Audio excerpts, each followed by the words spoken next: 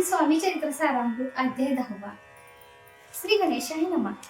गाठी होते पूर्व पुण्य म्हणून पावलं नरजन्म, याचे सार्थक उत्तम करणे उचित आपणा. ऐसा मनी करून विचार आरंभले स्वामी चरित्र, ते शेवटासी नेणार स्वामी समर्थ असतीबाई.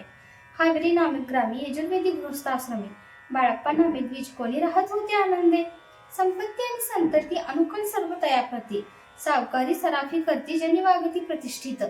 30 वर्षांचे वय झाले, संसाराती उबगले. सद्गुरु सेवेचे दिवस आले, मती पालटली तयांची. जरी संसारी वर्तती तरी मनी नाही शांती.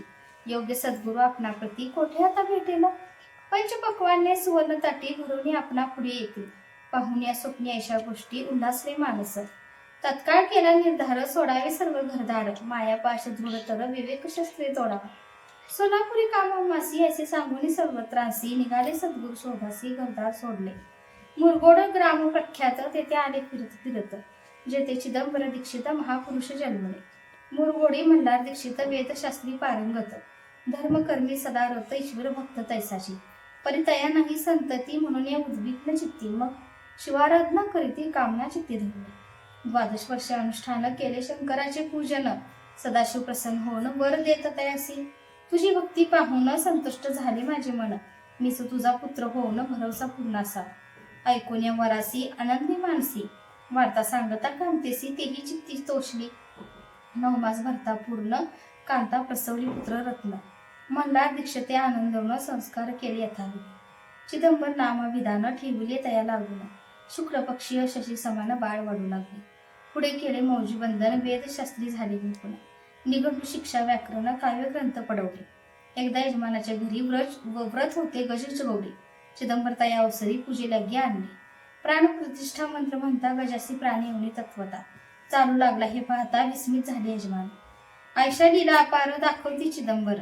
प्रत्यक्ष जे का शंकर जगत सुधारले अवतरले. असे पुढे प्रौढपणी यत्न केला दीक्षितांनी. सर्व सामग्री मिळवून द्रव्य बहुत खर्चिले. तयास मी एके दिनी ब्राह्मण बसले भोजनी. तूप गेले सरुनी दीक्षितांत समजले. जले भरले होते घट, त्यास लावला अमृत हस्त. ते घृत झाले समस्त, आश्चर्य करते सर्वजण.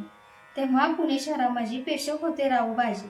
ऐके समय ते सहजी दर्शनाते पातले. अन्यायाने राज्य करीत, दुसऱ्याचे द्रव्य हरित. यामुळे जन झाले त्रस्त, दाद त्यांची लागेना. तयांनी ऐकून मुरगोडी आले धावून.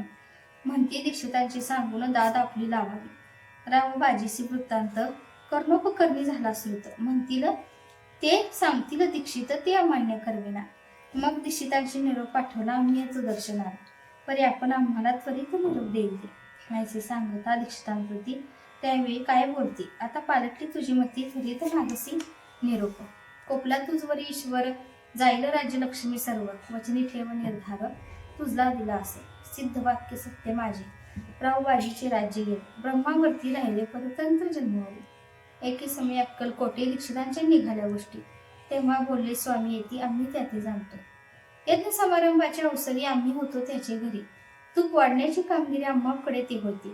महासिद्ध दीक्षित त्यांचे वर्णिले अल्पवृत्त. मुरगोडी बाळप्पा येतं पुण्यस्थान जाणून. तेथे ऐकला वृत्तांत अक्कलकोटी स्वामी समर्थ. भक्तजन तारणार्थ यतिरूपी प्रगटले. इतिश्री स्वामी चरित्र सारामृत नाना प्राकृत कथा समर सदा परिसर प्रेमळ भक्त. 10वा अध्याय गोड हा. श्री स्वामी राजार्पण मस्तु. शुभम भवतो श्रीरस्तु.